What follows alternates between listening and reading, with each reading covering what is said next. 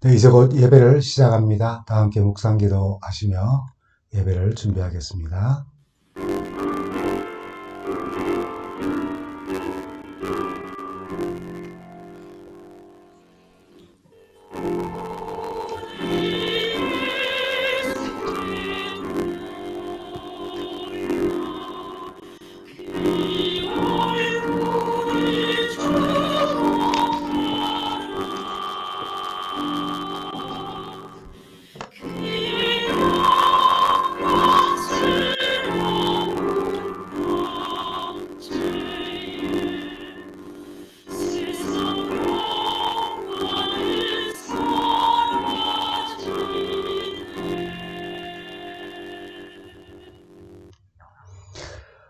성도 여러분, 한 주간 잘 지내셨습니까?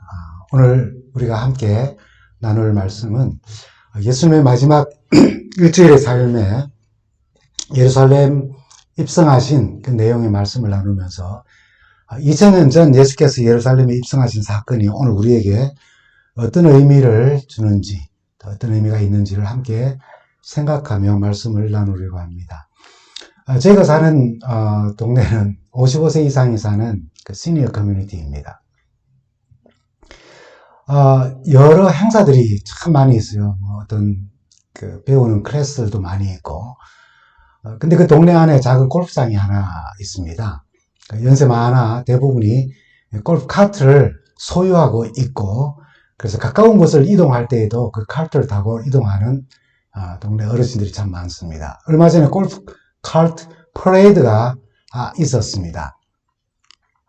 저희는 이 뒤에 말미 조금만 보았기 때문에 동네에 돌아다니는 퍼레이드 자체는 못 봤지만은 이 조그만 카트를 화려한 불빛과 여러 장식으로 꾸며서 동네 퍼레이드를 하는 그런 행사였습니다.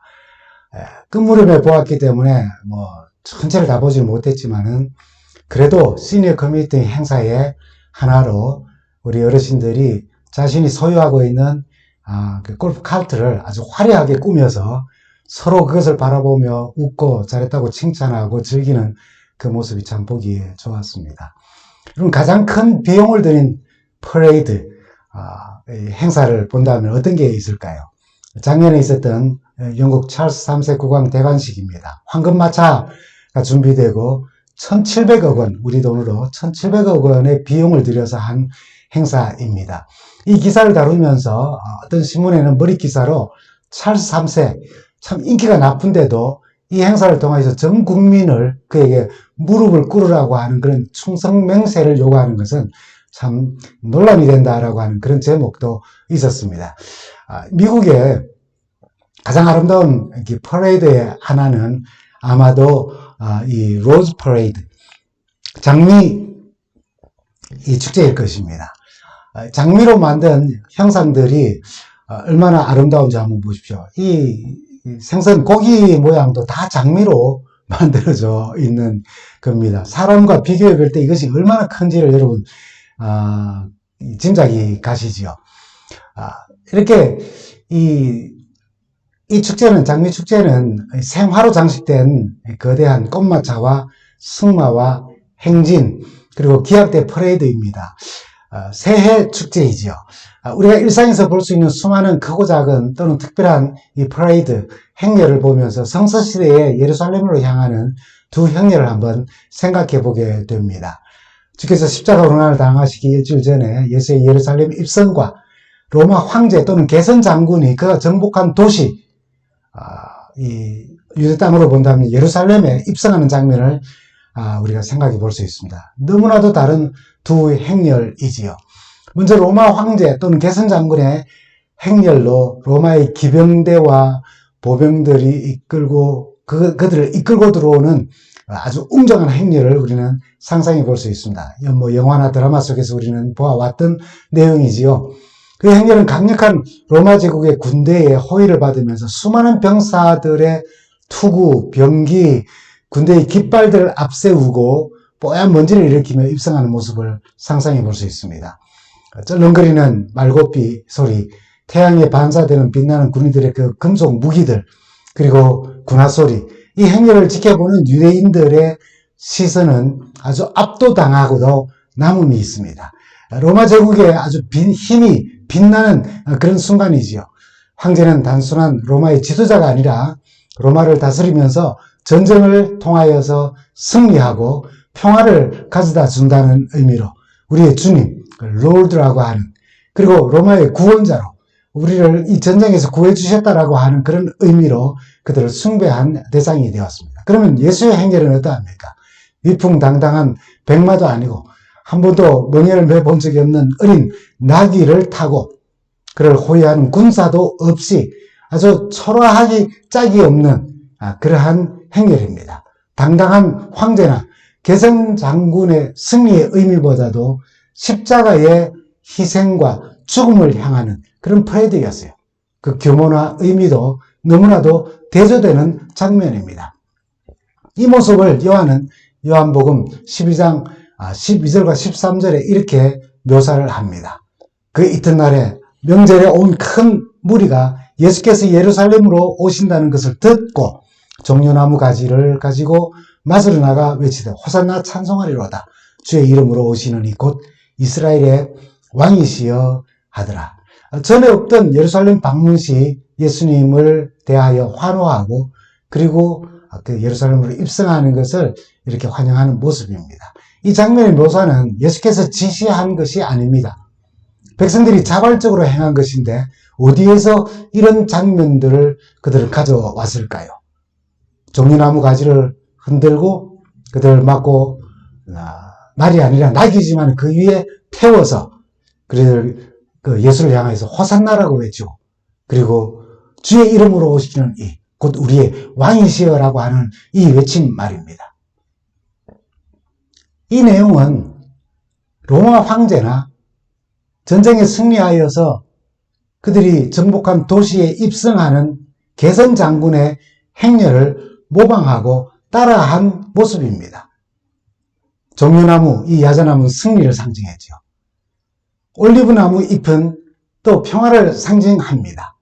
이 둘은 당시 황제가 정복한 땅에 승리로 가져온 평화를 찬양한다는 그런 의미가 거기에 포함되어져 있죠. 그리고 백성들은 황제나 정복자 또는 개선 장군을 맞으면서 주님 그리고 주의 이름으로 오시는 이 왕이시여 라고 하는 이런 표현을 통하여서 로마 황제와 개선 장군을 환호하는 그런 표현으로 우리는 알고 있습니다. 특히 호산나라고 하는 말의 뜻은 여러분 잘 아시는 것처럼 우리를 구원하소서라고 하는 뜻입니다. 백성들이 개선 장군 또는 황제에게 호산나라고 외치며 그들을 전쟁에서 구한 그 황제나 개선 장군을 환호하고 환영하는 표현입니다. 우리를 구원해 주셨습니다 라고 하는요.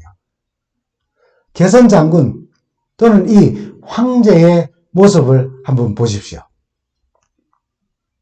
정복자는 그 머리에 올리브나무 잎으로 만든 관을 쓰고 행진을 합니다.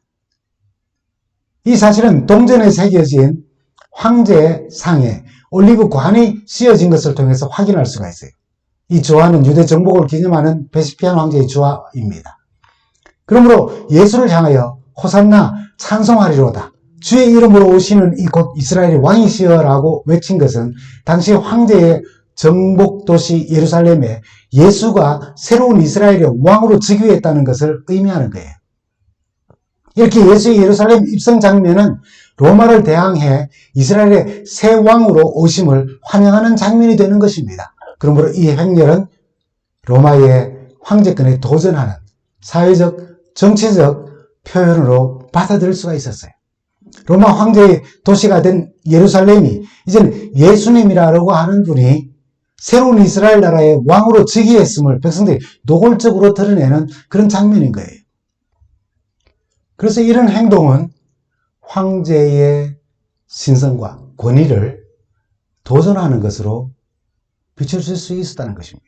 로마 황제가 지배하는 땅에서 황제를 지칭하는 모든 묘사를 예수에게 표현하는 무리를 바라보는 그 당시 그곳에 로마 제국의 어떤 관계자들이 있었다면 어떤 느낌을 가졌을까요?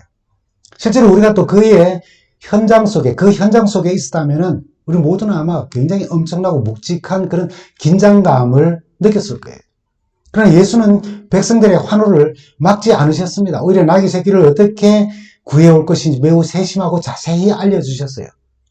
이거는 하나님의 예언의 성취였던 것입니다. 그래서 스가랴의 예언을 통해 이 초라한 행렬을 우리가 본다면 하나님께서 계획하신 그런 프레이드, 행렬로 우리는 보게 되는 겁니다. 스가랴서 9장 9절은 우리에게 이렇게 표현합니다. 보라, 내 왕이 내게 임하시리니 그는 공의로우시며 구원을 베푸시며 겸손하셔서 나귀를 타시나니 나귀의 작은 것 곧 나귀 새끼니라 라고요. 그의 행렬은 물론 로마 황제나 개선장군과는 확실히 대비됩니다. 그러나 나귀를 타고 오신 왕은 공의롭고 구원을 베푸시며 겸손하셔서 나귀를 타시지만 로마의 군사력에 의한 평화와 다른 참된 평화를 주시는 평화의 왕이 나타나심을 여기 이야기하는 것입니다. 그의 행렬은 로마 황제나 개선장군하고는 정말 너무나도 대비됩니다. 그러나 그분은 공의롭고 구원을 베푸시며 겸손하셔서 나귀를 타시지만 로마의 군사력에 의한 평화와 다른 참된 평화를 주시는 왕으로 나타나는 것입니다. 이어서 스가랴서 9장 10절에는 우리에게 이렇게 말씀을 합니다. 내가 에브라임에서 병거를 없애고 예루살렘에서 군마를 없애며 전쟁할 때 쓰는 활도 꺾으려 한다. 그 왕은 이방 민족에게 평화를 선포할 것이며 라고 하였습니다. 이렇게 스가랴의 예언적 말씀을 통해서 보는 예수의 행진은, 예루살렘 입성은 비록 사람의 눈에는 초라해 보이지만 또 하나의 행진인 로마의 황제의 행진에 대한 의도적인 대결로 보여지는 것입니다. 황제가 그의 행렬을 통해 제국의 권력과 영화와 폭력을 통해 유럽을 지배하는 과시를 했다면 예수의 행진은 온 세상을 평화로 통치하시는 하나님 나라의 비전을 제시하고 있는 것입니다. 그런데 이 분위기는 갑자기 영 엉뚱한 방향으로 흐릅니다. 왕으로 환영을 했으면 그를 어디로 인도해야 됩니까? 예, 왕의 보좌로 인도해야 함이 마땅합니다. 그런데 왕자로 향하지 않습니다. 아예 왕자도 없습니다. 주님이 왕위에, 그 왕자에 앉으신 것이 아니라 마가복음 11장에서 마가는 예수께서 성전에 들어가셔서 모든 것을 둘러보시고는 제자들을 데리고 베다니로 가셨다고 그렇게 표현합니다. 그리고 마태는 성전을 다 둘러보신 예수님이 이튿날 성전에 다시 오셔서 행하신 일을 마태복음 21장에 잘 기록하고 있습니다. 마태복음 21장 12절부터 13절에 있는 말씀, 우리가 너무나도 잘 알고 있는 사건이죠. 예수께서 성전에 들어가서 성전 안에서 매매하는 모든 자를 내어 쫓으시며 돈 바꾸는 자들의 상과 비둘기 파는 자들의 의자를 둘러 엎으시고 저에게 이르시되 기록된 바 내 집은 기도하는 집이라 일컬음을 받으리라 하셨거늘 너희는 강도의 굴혈을 만드는도다. 우리가 잘 알고 있는 이 사건, 예수님은 더럽혀진 성전을 깨끗게 하셨습니다. 왜 예수님은 예루살렘으로 입성하셨을까요? 왜 승리의 입성 후에 왕의 보좌에 앉지 아니하시고 예루살렘 성전으로 향하셨을까요? 원래 예루살렘은 세상의 희망이었습니다. 이사야 선지자는 예루살렘에 관한 말씀을 이사야 2장 3절과 4절을 통하여 이렇게 우리에게 말씀합니다. 오라 우리가 여호와의 산에 오르며 야곱의 하나님의 전에 이르자. 이는 율법이 시온에서부터 나올 것이며 여호와의 말씀이 예루살렘에서부터 나올 것이라고요. 그가 열방 사이에 판단하시며 많은 백성을 판결하시리니 우리가 그들의 칼을 쳐서 보습을 만들고 그들의 창을 쳐서 낫을 만들 것이며 이 나라와 저 나라가 다시는 칼을 들고 서로 치지 아니하며 다시는 전쟁을 연습하지 아니하리라. 이 말씀에 예루살렘에 대한 그들의 희망, 예루살렘을 통한 하나님의 통치가 어떠할 것인지 그들의 꿈과 소망이 잘 나타나 있어요. 하나님의 비전이 나타나 있고 하나님의 뜻이 나타나 있습니다. 예루살렘은 바로 평화의 세계를 만들어내시는 하나님의 통치와 임재의 장소였어요. 하나님께서 수많은 백성들 사이에 심판자가 되셔서 칼을 쳐서 보습을 만들고 창을 쳐서 낫을 만들게 하시고 한 민족이 다른 민족을 거슬러 칼을 쳐들지도 아니하고 다시는 전쟁을 배워서 연습하고 익히지도 않게 하시겠다고 하셨어요. 예루살렘은 평화의 세상을 만드시려는 하나님의 존재를 알리는 곳이었습니다. 그러나 황제 또는 개선장군보다 예수의 입성하는 모습으로 맞섰던 이 예루살렘은 어떤 도시가 되어 있습니까? 주님 당시 예루살렘은 여전히 하나님의 집이었어요. 하나님의 도성이었습니다. 그 동시에 로마 황제에 속한 성이 되었습니다. 택한 백성들을 통해서 신앙의 도시, 희망의 도시, 소망의 도시였지만, 그러나 로마로 인하여서 또 유대인들로 인하여서 이방인들로 인하여서 불신앙의 도시가 되었어요. 희망의 도시인 동시에 박해의 도시가 됐어요. 기쁨의 도시인 동시에 고통의 도시가 된 것입니다. 이 도시의 빛과 어둠의 두 세력이 모두 다 힘을 발휘하고 있다는 것입니다. 성서는 안타깝게도 다윗왕이 죽고 50년도 되지 않아 하나님의 성 예루살렘이 여호와 하나님의 질서와 통치 이념에서 변질되어 불의의 중심지가 되고 하나님의 언약을 배신한 통치자들이 그곳에 점령하여서 변질되었음을 말씀하고 있어요. 미가 선지자는 지도자의 죄를 미가서 3장 9절에서 10절에 우리에게 이렇게 말해줍니다. 올바른 것을 역겨워하고 올곧은 것마다 왜곡하는 야곱 집안의 우두머리들아, 지도자들아, 이스라엘 집안의 지도자들아, 이 말을 들으라. 너희는 피로 시온을, 불의로 예루살렘을 세운다라고요. 하나님의 질서와 통치 이념에서 벗어난 변질된 이스라엘의 지도자들의 죄가 예루살렘을 불의의 중심지로 만들었다는 책망입니다. 희망의 도성을 불의의 중심지로 만들어버렸다는 거예요. 이사야 선지자는 예루살렘을 두고 이 소돔과 고모라의 지도자이며 백성들이라고 그렇게 책망하면서 창녀의 도시가 되었다고 그렇게 비판합니다. 이사야 1장 15절에서 21절에 있는 말씀 가운데 몇 절만 우리가 보면은 내가 손을 펼 때에 내가 내 눈을 너희에게 가리고 내가 많은 기도를 할지라도 내가 듣지 아니하리니 너희 손에는 피가 가득함이라. 그리고 우리가 잘 아는 말씀이 18절에 하나님의 초청으로 이어지는 것을 봅니다. 여호와께서 말씀하시되 오라 우리가 서로 변론하자. 너희 죄가 주홍 같을지라도 눈과 같이 희어질 것이요 진홍같이 붉을지라도 양털같이 되리라고요.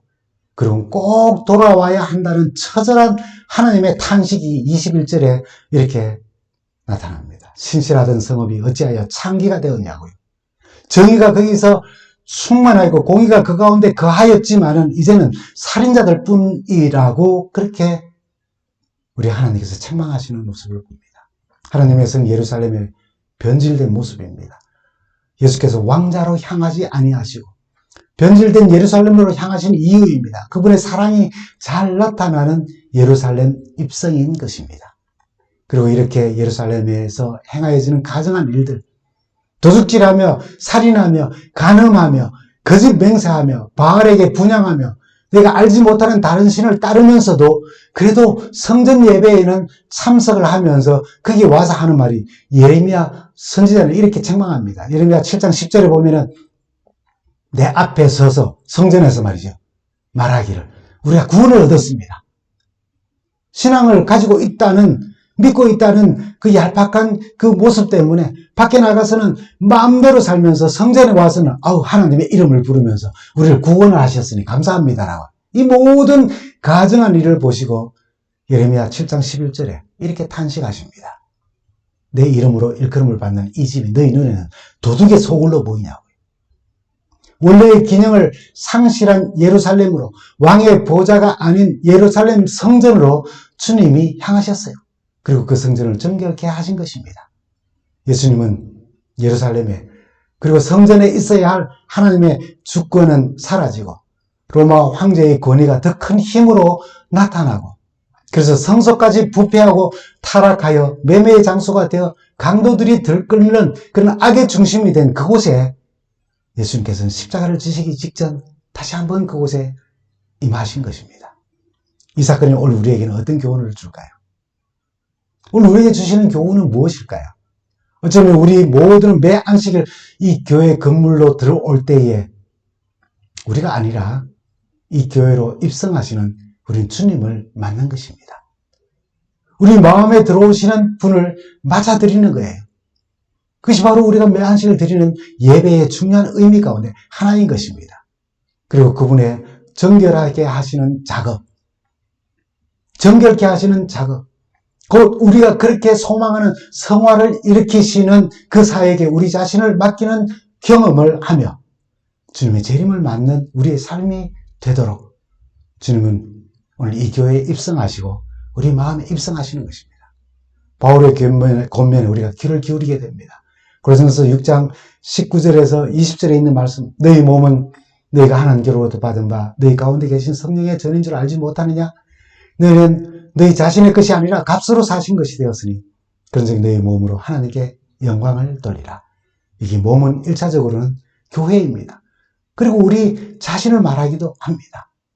이제는 구약적인 성전과 같이 제사를 드리고 하는 그런 제사장이 섬기는 그런 건물적 개념이 아닙니다. 신약의 성전은 예수 그리스도가 모퉁이 돌이 되어 구원받은 모든 자들이 성령 안에서 서로 연합하여 예수 안에서 함께 지어져가는 성소, 하나님이 거하시는 처소가 된다고 성서는 우리에게 말합니다. 에베소서 2장 20절에서 22절입니다. 그리스도 예수께서 친히 모퉁이 돌이 되셨느니라. 그의 안에서 건물마다 서로 연결하여 주 안에서 성전이 되어가고 너희도 성령 안에서 하나님의 거하실 처소가 되기 위하여 예수 안에 함께 성소가 되어서 지어져 간다라고요. 너무나도 분명한 하나님의 말씀 아닙니까? 바울은 특히 고린도후서 3장에서 이스라엘 백성들이 마음이 완고하여 율법의 말씀을 대할 때에 마치 수건으로 얼굴을 쌓아서 보이지 않고 들리지 않는 것과 같다고 이야기하지만 바울은 고린도후서 3장 16절에 그 수건을 걷는 방법을 이렇게 말씀합니다. 사람이 주께로 돌아왔으면 그 너울은, 그 수건은 벗겨진다고요. 그리고 18절에는 이렇게 말씀하죠. 우리는 모두 그 너울, 수건을 벗어버리고 주님의 영광을 바라봅니다. 그러면은 어떤 변화가, 어떤 기적이 일어나는가? 이렇게 해서 우리는 주님과 같은 모습으로 변화하여 점점 더 큰 영광에 이르게 됩니다. 이것은 영이신 주님께서 하시는 일입니다. 이 성소에 계신 하나님, 그리고 예수와 함께 지어져가는 성전이 된 우리 마음에 계신 하나님의 임재를 통한 하나님의 영광을 우리가 바라봄으로 우리가 하나님의 성품을 닮아가고 성화된다고 말씀하는 것입니다. 그 일을 위하여 주님은 2000년 전에 예루살렘으로 왕으로 입성하셨고 세상의 왕의 보좌로 향하지 아니하시고 성전으로 향하셨습니다. 오늘 이 성전에 향하시며 성전으로 향하시며 우리의 마음으로 향하시는 우리 주님을 영접하는 우리 모두가 되기를 간절히 바랍니다. 이 성전에 하나님의 영광이 충만하게 임재할 때, 우리의 마음에 하나님의 임재가 충만하게 역사할 때 우리의 삶과 신앙의 놀라운 변화의 은혜가 체험되어질 것을 말씀하신 것입니다. 하나님의 사랑이 비치고 경험됨으로 우리의 마음속에 미움과 모든 나쁜 것들이 사라지고 용서하지 못하는 마음에 변화가 생기고 거룩하신 하나님으로 인해 우리 가운데 있는 죄가 하나님 앞에 드러나므로 우리는 진심으로 회개의 무릎을 꿇을 수가 있게 되는 것입니다. 그리고 이 성전과 성전된 우리가 그 기능을 상실하지 않도록 주님이 우리에게 임하시는 역사를 우리가 받아들여야 합니다. 2000년 전 예루살렘에 입성하시고 성전을 정결케 하신 주님은 오늘 우리의 성전과 그리고 우리의 마음에 거하시기 원하셔서 매 순간 임재하시기를 소망하십니다. 다윗이 하나님 내 속에 정한 마음을 창조하시고 내 안에 정직한 영을 새롭게 해달라고 시편 51편에 그렇게 기도한 것처럼 하나님께서 우리 마음을 정결케 하시고 정직한 영을 새롭게 하셔서 구원의 즐거움을 회복한 다윗처럼 우리도 그런 경험 속에 살아가며 우리도 하나님의 성전으로서 개인과 교회가 거룩을 회복하고 세상의 온갖 더러운 것에서 자신을 지켜 정결케 함으로 하나님의 영광이 되는 그런 변화된 삶을 살면서 다시 오시는 우리 주님을 뵙게 되기를 간절히 바랍니다. 감사합니다.